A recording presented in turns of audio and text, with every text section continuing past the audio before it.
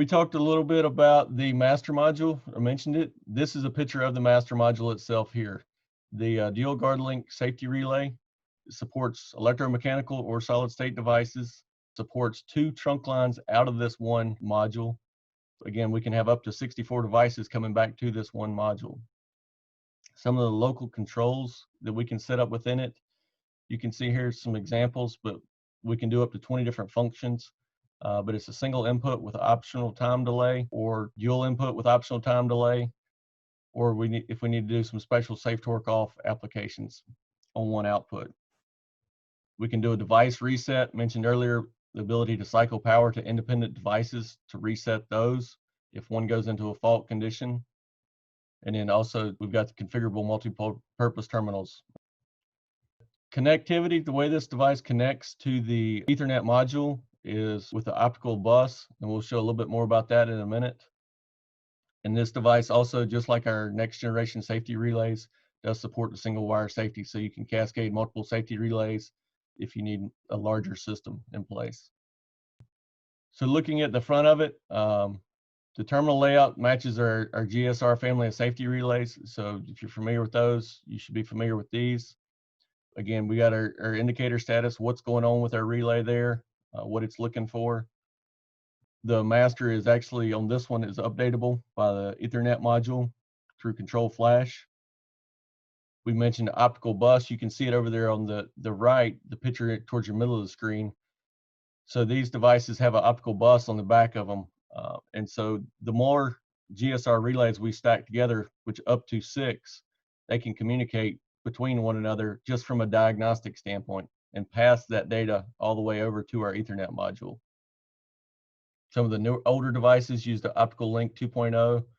The newer use the Optical Link 3.0. But again, it's backwards compatible. Looking at the taps, there's basically 4 different configurations, actually 6 now, because we've got some passive taps. Typically, you have to just find whether you are using a 5-pin or an 8-pin device for OSSD, and then a 5-pin or 8-pin for electromechanical sensor input. The passive taps, mentioned those. They support the guard locking devices and some of the new smarter devices that actually have the functionality built into it. They did a compact design with them so that it fits directly or mount directly to your 40mm extruded aluminum. And again, they're IP65, IP67 rating. Just a highlight of what we talked about a little bit, the slim design for fitting on your aluminum. You got your link indicators pictured there that we talked about earlier in the demo, and your device status indicator. As you can see down there, they're set up so they can be mounted in multiple different angles. From a cost standpoint, the list price on these taps is in the $80 to $100 range or less, so they're not real expensive. Again, that's list price. Some of the tools that are out there to help you set up a GuardLink system or look at and evaluate it.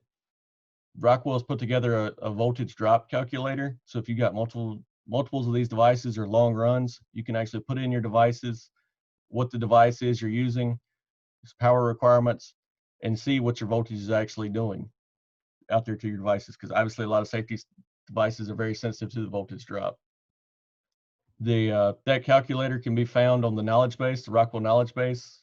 You can see the ID there for the tech note, or it can be found within ProposalWorks. If anybody out there is using ProposalWorks, the Rockwell online configurator, under that part number, you can see, and we can download it for free. Mentioned the passive power tap. The passive power tap is used if you have a long run and you do have a voltage drop condition. You can see basically we've got our smart taps going out, our devices there from the diagram or picture. That third device over is our passive power tap. It would be wired back to a DC power supply or 24-volt source out in the field. So whether you're using a on-machine power supply, it doesn't have to be mounted in a cabinet, or you had another cabinet local out there that you could get power from, you can inject that back onto your link and bring that voltage back up. One thing to note, if you're using the voltage configurator, you would configure your system up to that passive power tap, and then you start again once that passive power tap is used. As far as the passive tap, allows the pass-through of the GuardLink signal. So on some of our newer devices, solenoid locking switches in particular, They're working on a SensaGuard device. It has its functionality built into it. They already have the GuardLink technology built into it. You can use one of these passive taps, so it's less expensive than a standard tap, and it just basically passes that signal directly through. Looking at the Ethernet module, this is again the same Ethernet module that's used with our next generation series of safety relays. Gives us the ability to get all the advanced diagnostics that communicates, you can see there, with multiple devices, up to 6 devices through that optical bus we were talking about. The one thing that they recommend, if you have multiples of these devices, put the newer devices closest to the Ethernet module, just because they use the Optical Link 3.0. And then put the slower communication devices over to the right-hand side, if at all possible. But you can see there the supported Guardmaster Safety Relays. Pretty much any of the Guardmaster Safety Relays this supports, except for, well, I think one model, the GSR CI. As far as the add-on profile, here's a screenshot of what the add-on profile looks like. You can, when you set it up, so you get the easy integration back in Studio 5000 version 20 and newer. So it's nice from a troubleshooting standpoint. Customers are looking at a single software required for the product configuration. Tags are automatically populated into the controller. And when you're using the AOP, allowing for easy integration into the 5000 platform. Again, this is really a product that's designed to be used with the standard compact Logix or control Logix platform, where you've got a system that you don't have a safety PLC in place. You can only do limited communications, like I said, the remote reset and diagnostics back to that module, just because they don't want the ability for a standard PLC to make changes to your safety system. This is how the system functionally works when you look at it, and what the circuits are going from the master module out through the main trunk line to the taps and to the devices. You can see here how it's set up. Basically, you have a command lock, unlock circuit, which manages and initiates to the taps what's going on or what function they're going to be in. Then you have your 24 volts.